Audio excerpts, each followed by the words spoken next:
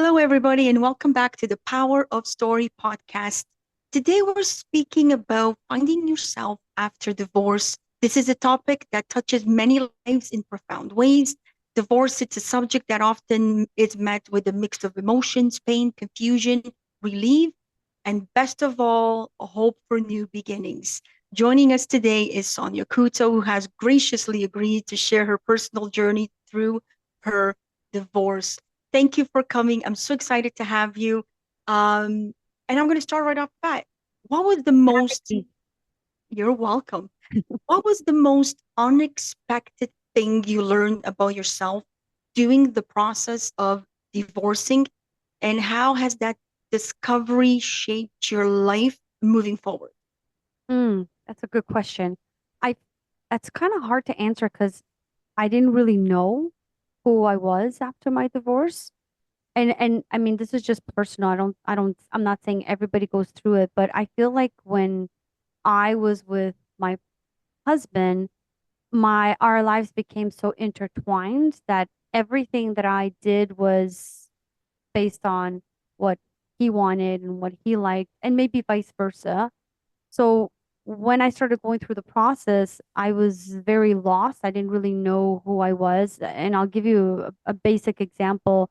Remember one day a friend of mine was like, "Oh, let's go out and have dinner." And I'm like, "Yeah." And she's like, "What's your favorite food?" And I'm like, "I don't I don't know. Like I don't have a favorite food. My favorite food was kind of like his favorite food."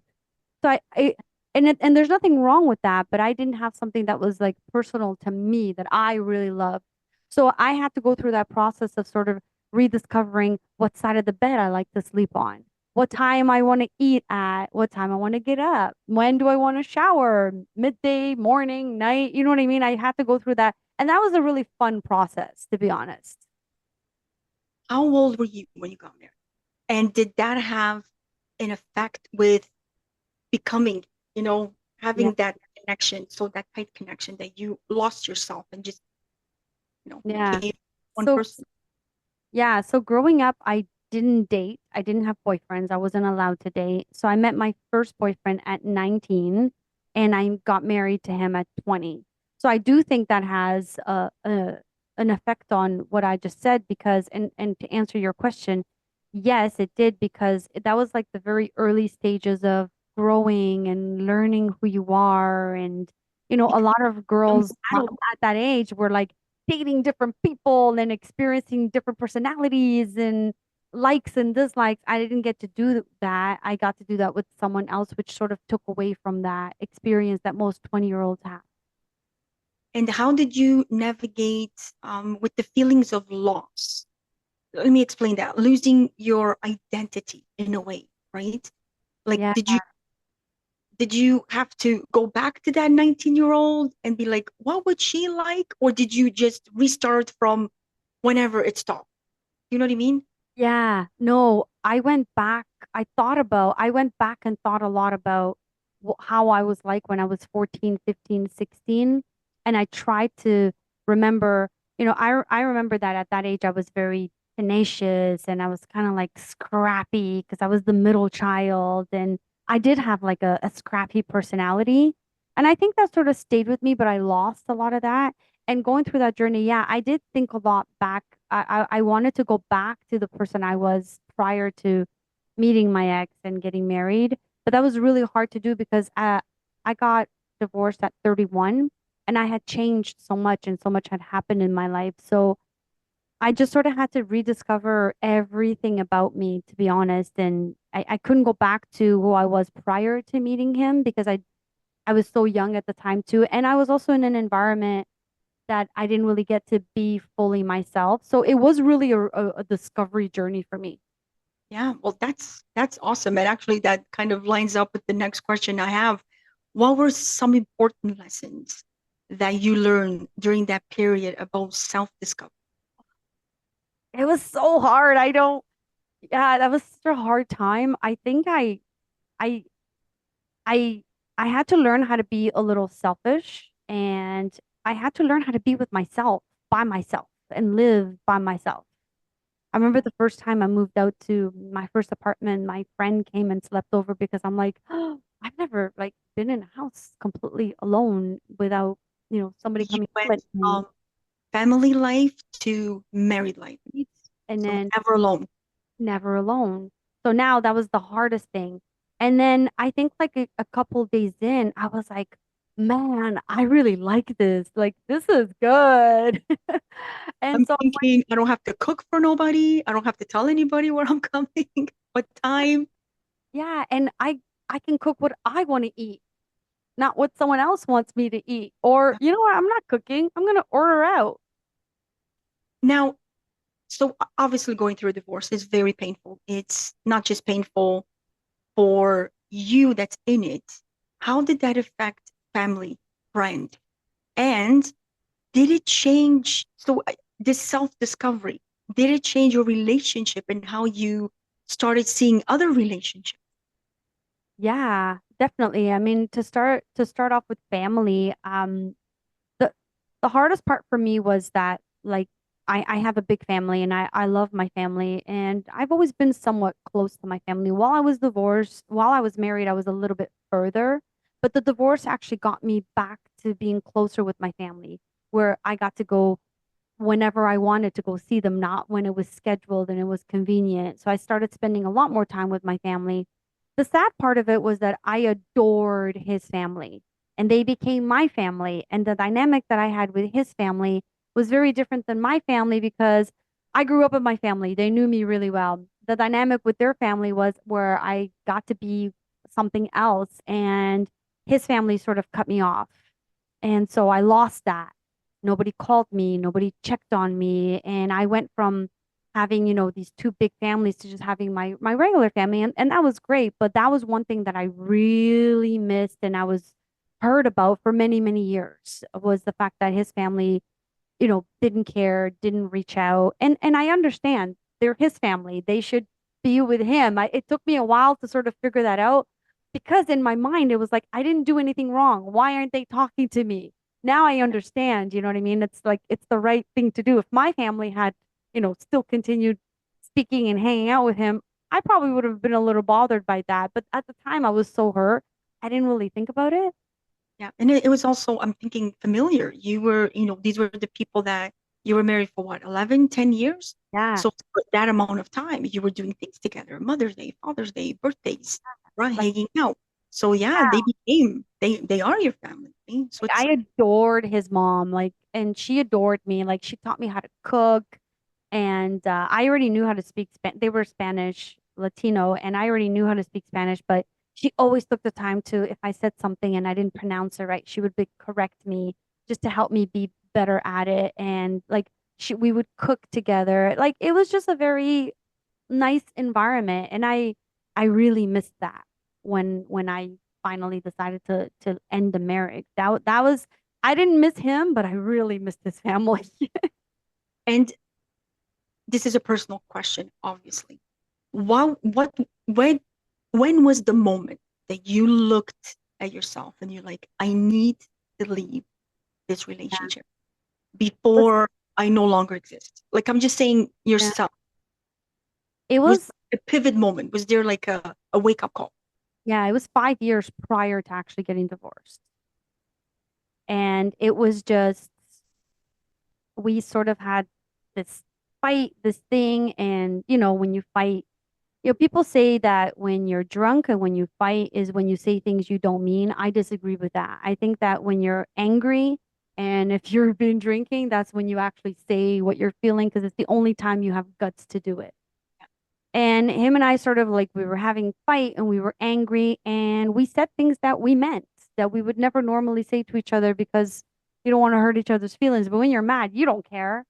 And I said things that I meant and I was hiding for a long time just out of, not wanting to hurt the other person or fear of the consequences when you're okay and like, oh crap, I said this thing to this person.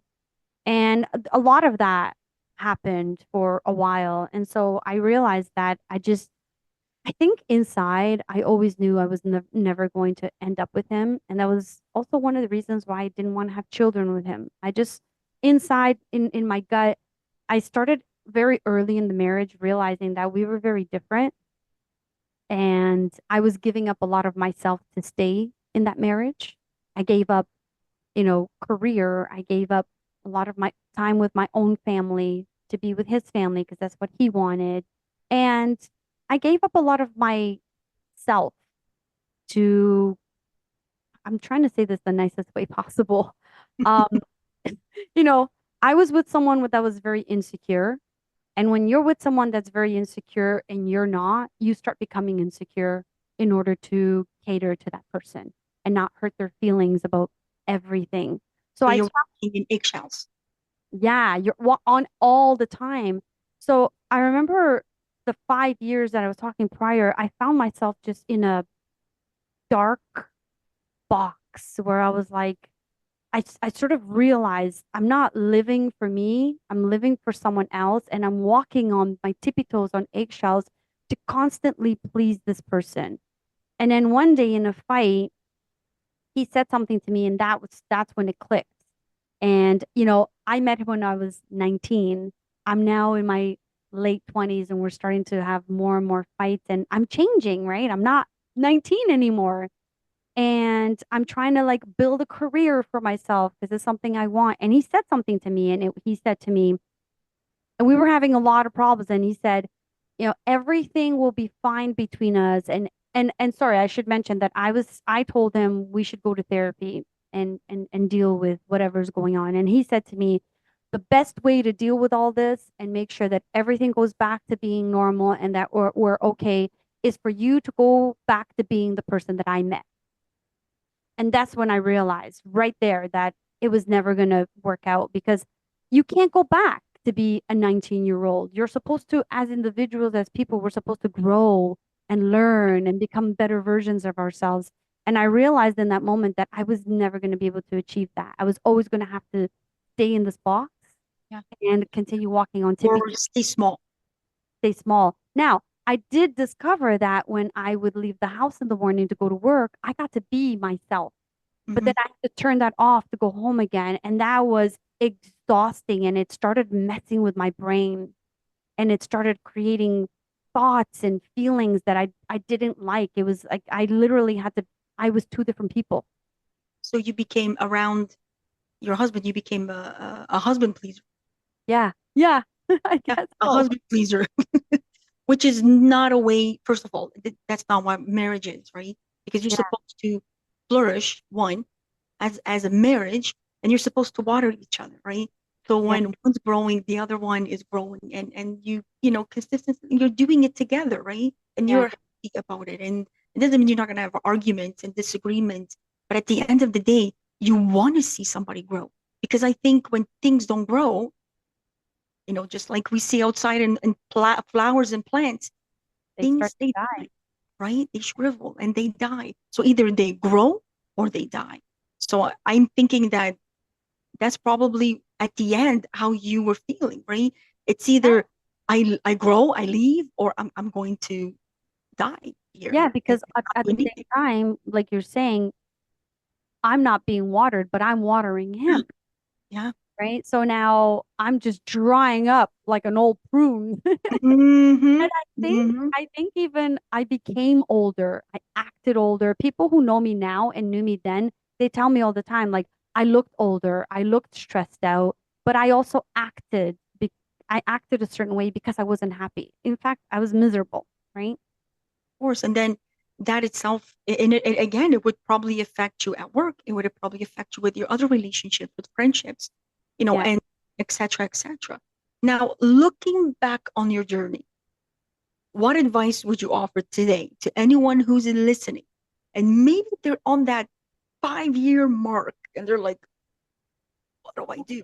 And I'm not saying that people should just give up, because I like what you said. You said, let's go to therapy. Let's try talking to somebody so someone can guide us and give us what should we do?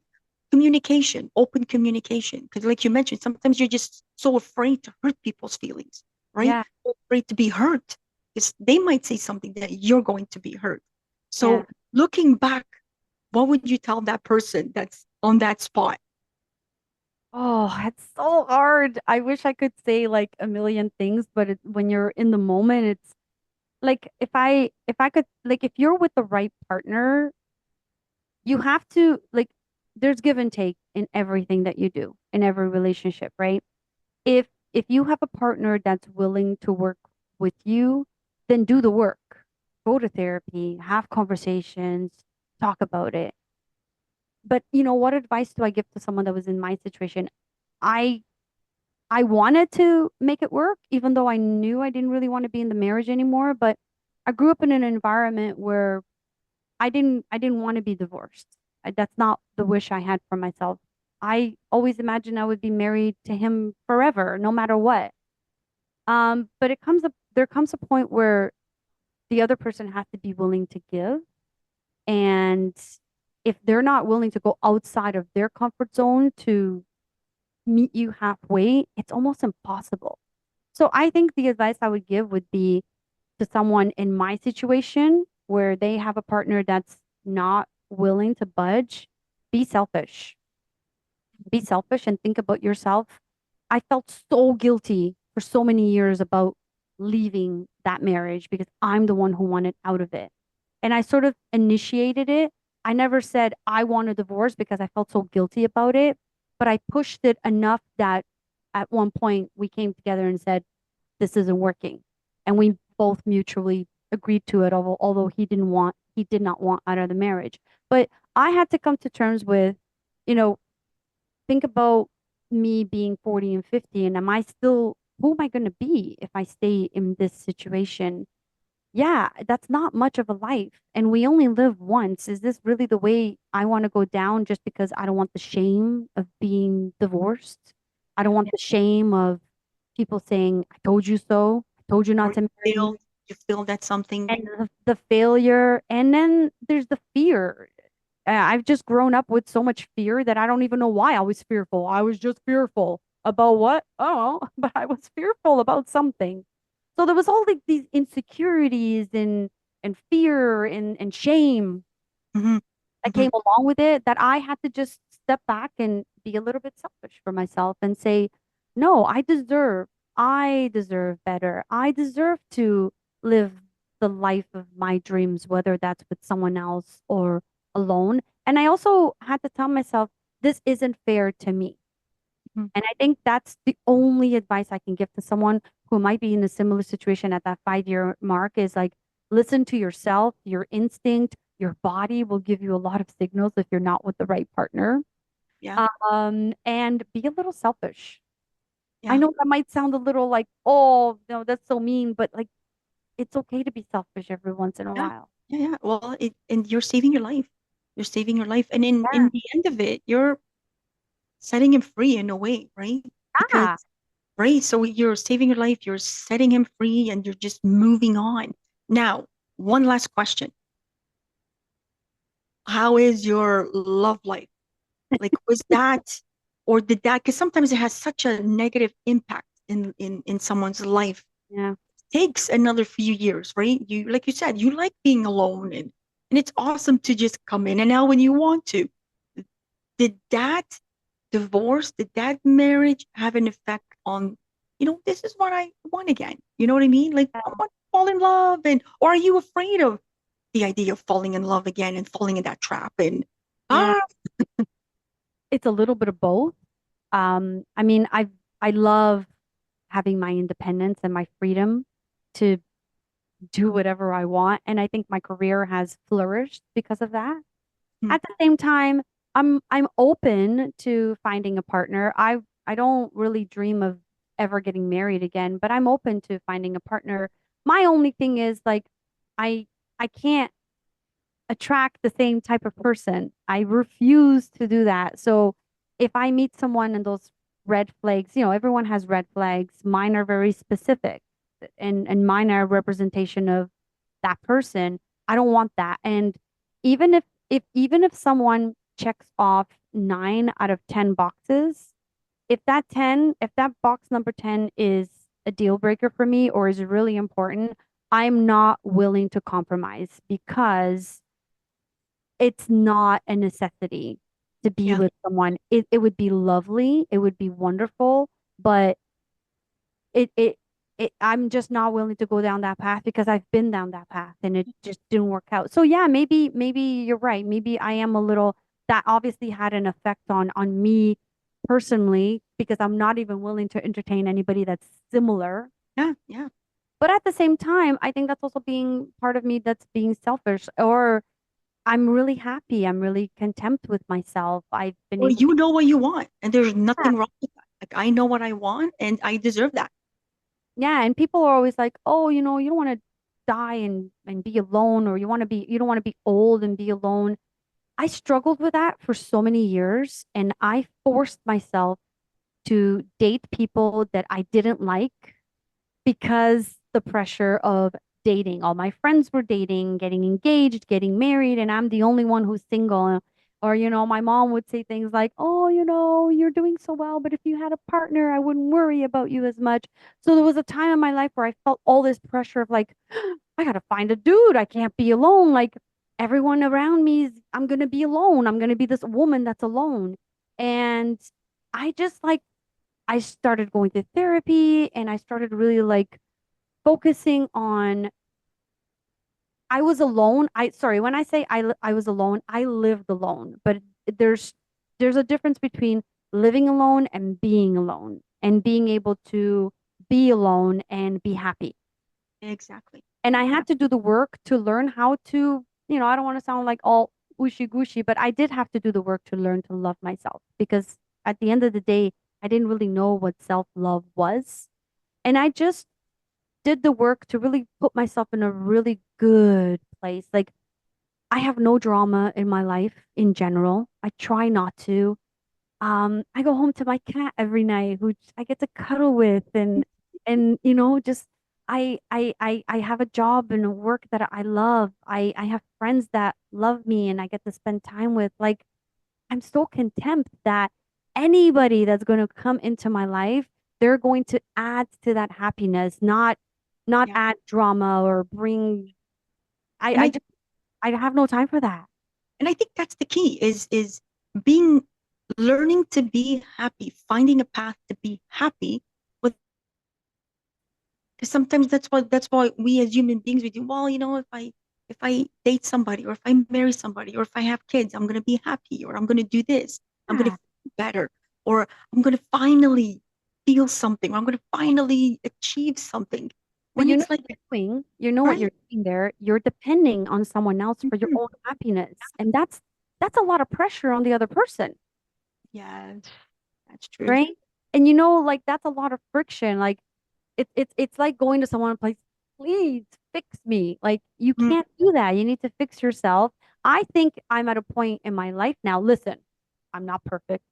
I'm still dealing with my own traumas in my life, but I feel like for the first time in my life, if I met someone tomorrow, I could be a really good partner to them. And, I'm not talking and bashing like my ex, like we both made mistakes. But if I had gotten into a long-term relationship right away after that, I wouldn't have been a good partner, not the other person with all the red flags that I'm talking about. I would have been a walking red flag for Mhm. someone else as well. And Yeah. I'm sure I still have red flags, but I just think that I'm at a place now where I could be a better partner for someone else. And I'm open to it. And, if it happens, it happens. But if it That's doesn't, fantastic. okay if it doesn't. Yeah. You know what I mean? It's not something that's drawn in stone that it has to It's happen. not what's going to define you as a person, as a woman. You, Yeah. you're just fantastic, which is great. Um, so we're coming to an end with our, power of story. And I love that as a 19-year-old, you started off this scared, not knowing what to do, and starting something different. Because I'm sure even marriage at 19 or 20, it's super scary. It has to be super scary. Yeah. Probably leaving your family, going to a brand new family, as you mentioned, a brand new culture, and then overcoming another, right? Like another hit on the blow, another, fork on the road. What do I do now? Another fear, another stumble, another obstacle. and overcoming that. And Yeah. then the 5 years of how do I get out, right? It's like an escape plan and try not to hurt people on the way, try not to hurt yourself on the way even more. Gosh, And you then, said it. Yeah. right? And then finally it's like, I'm I'm out. I'm out. And then what do I do now? Like, who am I? What do I like? What do I eat? What do I go? What do I do? So it's been a journey. It's been a Yeah. journey. It's been a journey to get to where you are. And you're like, I am satisfied with who I am. I am happy with who I am. Yes, we all have to flourish. We all need, some a little more. That's what life is. We grow until we die, until 100 years old or 80. Yeah.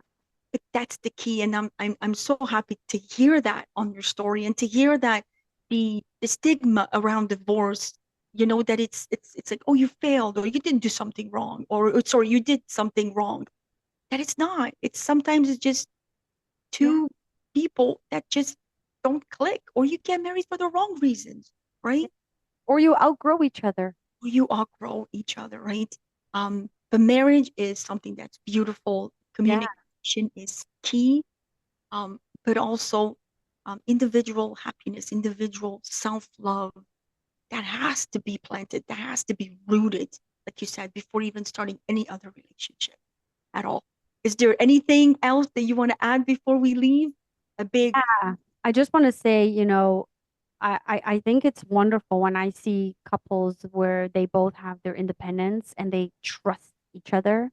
And I think that's really key. You said it, you grow together, but you're individuals separately. yeah, And I think that's one of the keys to, aside from communication, marriage is hard work. So don't go into it thinking it's going to be like oh a yeah, piece of like the cake movie, or walk in the park. beautiful movies. No, it's not.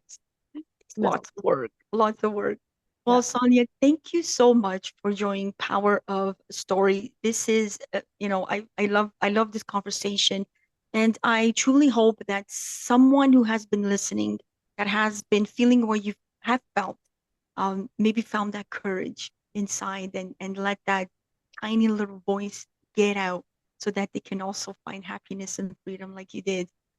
So thank you so much for having us, for doing this, and we'll keep in touch. Yeah. Thank you for having me. This was so fun.